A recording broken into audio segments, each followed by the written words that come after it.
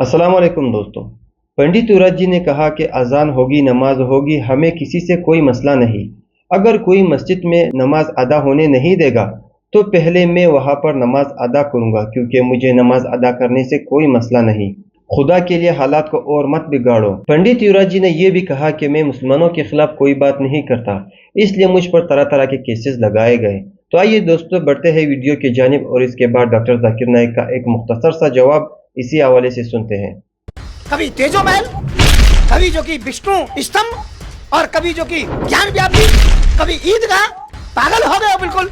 इस समाज के अंतर्गत में क्या दिखाना चाहते हो? तो मोदी जी ध्यान से सुन लेना, कान खोल करके सुन लेना। कैलाश पर्वत हमारा है, शिव जी का स्थान है। मानसरोवर हमारा है, शिव जी का स्थान है। हिंदुओं का तीर्थ है, शास्त्र बताते हैं। वहाँ लाल लाल आंखें करके दिखाओ ना। मैं ये कहना चाहता हूँ मस्जिद में नमाज अदा होगी। ज्ञान व्यापी के अंतर्गत में जो अभी तक नमाज अदा हुई है वही नमाज अदा होती रहेगी, कोई फर्क नहीं पड़ेगा। और तुम्हारी यदि मूर्ति निकली है तो मूर्ति को उठा करके अपने मंदिर में ले जाओ, क्या फर्क पड़ रहा है? ये पागलपन की बातें देश को विभाजन की तरफ लेके जा रही है। ये हिंदू मुसलमान की बात, मंदिर मस्जिद की बात विभाजन की ओर लेकर के चली जा रही है। जो लोग शांति से बैठे हो उनको तुम बार बार उंगली कर रहे हो, बार बार उनको छेड़ रहे हो। आप नमाज पढ़ेंगे? हाँ, नमाज पढ़ने में क्या दिक्कत है? हम हनुमान चालीसा पढ़ते हैं तो नमाज में क्या दिक्कत? वो भी भगवान की इबादत है, भगवान की प्रार्थना है। योगी जी तो इस मुद्दे पे कुछ नहीं बोलते हैं, शांत है वो। अरे तू नहीं बोलता, तेरा यार बोलता है। जहाँ पे नमाज पढ़ी जाती है वहाँ पे ओम श्री के फोटोज मिली है, वहाँ पे दीवारों पे मूर्तियाँ मिली है। ये एक षड्यंत्र है, एक समाज को दबाने का जो कि षड्यंत्र है। और मैं ये कहना चाहता हूँ वहाँ कुछ ऐसा नहीं मिला है। ये केवल साक्ष्य बनाए गए हैं। प्रशासन उनका है, अधिकारी उनके हैं, जांच करने वाले उनके हैं, कैमरे वाले उनके हैं।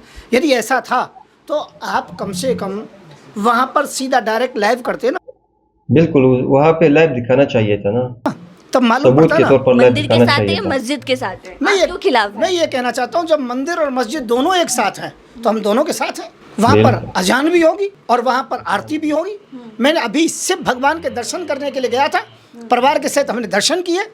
और वहाँ पर जो कि अजान भी होती है, नमाज भी होती है, तो उसमें कोई दिक्कत नहीं है।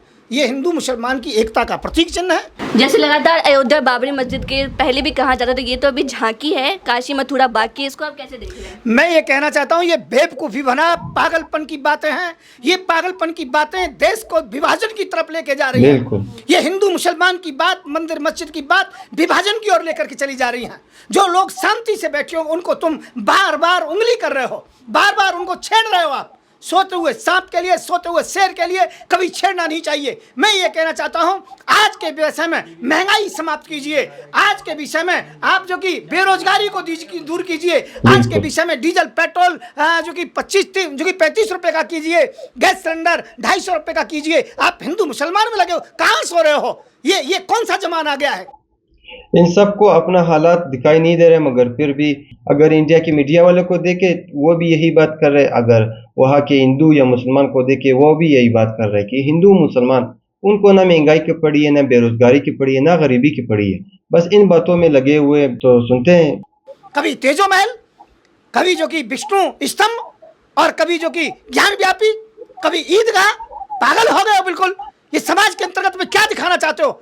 मैं हिंदू सेना का प्रमुख हूँ, फिर भी मैं ये कह रहा हूँ बिल्कुल गलत हो रहा है। और ये षड्यंत्र ऊपर से नीचे तक है। आप जानते हो विश्व में हमारी क्या स्थिति होगी? पूरे जो कि जितने भी देश हैं वो हमारे विषय में हंसते हैं। वो कहते हैं कि धर्म के नाम पर हम पागल बनाए जाते हैं। मैं ये कहना चाहता हूँ हम पागलपन की बातें को छोड़ दो। कोई नमाज अदा करे क्या फर्क पड़ रहा है? कोई आरती उतारे क्या फर्क पड़ रहा है? और जो जैसा है गंगा जमुनी तहजीब को बने रहने दो। ये मोदी जी आपको जिस काम के लिए दिया गया था वो काम नहीं कर रहे हो। आप देश को गुमराह कर रहे हो, मंदिर मस्जिद में फंसा रहे हो लोगों के लिए। स्क्रिप्ट बना रखी है, कभी फिल्म और कभी हनुमान चालीसा, कभी तेजो महल, कभी ईदगाह और कभी जो कि ज्ञान व्यापी। अब उसमें शिवलिंग निकल आया, उसके दीवारों पर ये हो गया, खुदाई करेंगे वहाँ भी मूर्ति निकलेगी।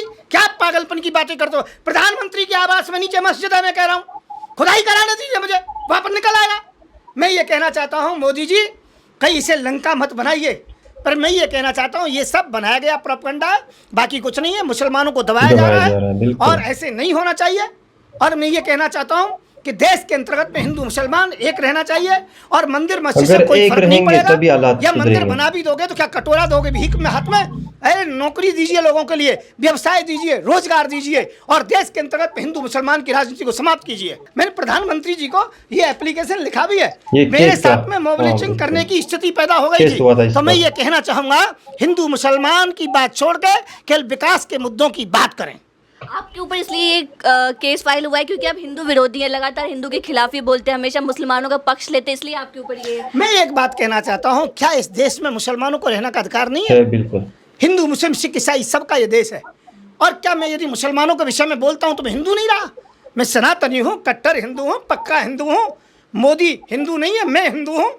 کہ ہندو کا مطلب ہے سب کو لے کر کے چلنا. اور میں کہنا چاہتا ہوں ہم لوگ سب جگہ شانتی سے رہیں گے. ہاں سے ہندو ہوا, ماں سے مسلمان ہوا. بھارت میں نہ تو ہندو کے بنا مسلمان ہے اور نہ مسلمان کے بنا ہندو ہے. اذان بھی ہوگی, ہنومان چالیسا بھی ہوگی. اور میں یہ کہتا ہوں جہاں تم اذان کے لیے منع کرو گے, جہاں آپ جو کہ نماز ادا کرنے کے لیے منع کرو گے, پہلے میں نماز ادا کروں گا وہاں پر جا کر کے. مسلم بھائیوں کو سہیوگ کروں گا, کوئی دقت نہیں ہے. آپ بتائیے نماز پڑھیں گے؟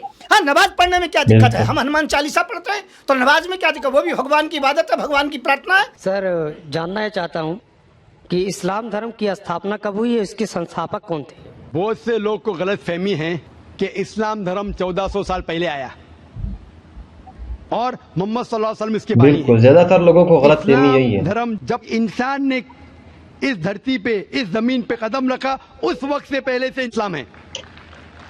اور محمد صلی اللہ علیہ وسلم اس کے بانی نہیں ہے, یہ فاؤنڈر نہیں ہے. محمد صلی اللہ علیہ وسلم اللہ سبحانہ و تعالیٰ کے آخری پیغمبر ہے, آخری رسول ہے. تو یہ دھرم انسان جب سے جنم لے اس کے پہلے سے ہے. اس کو بنایا کس نے؟ اللہ نے, خدا نے. اللہ تعالیٰ قرآن میں لکھتے ہیں سورہ ال عمران میں سورہ نمبر 3 آیت نمبر 19 میں, ان الدین عند اللہ الاسلام, صرف ایک ہی صحیح دین ہے وہ اسلام. اور اللہ تعالیٰ فرماتے ہیں سورہ ال عمران میں سورہ نمبر 3 آیت نمبر 85 میں کہ اگر کوئی دوسرا مذہب اسلام کے علاوہ اختیار کرتا ہے وہ آخرت میں خسارے میں ہے اور خدا بالکل اس کو نہیں مانے گا. تو صرف اللہ نے ایک ہی دین بھیجا, خدا نے ایک ہی دین بھیجا, وہ ہے اسلام.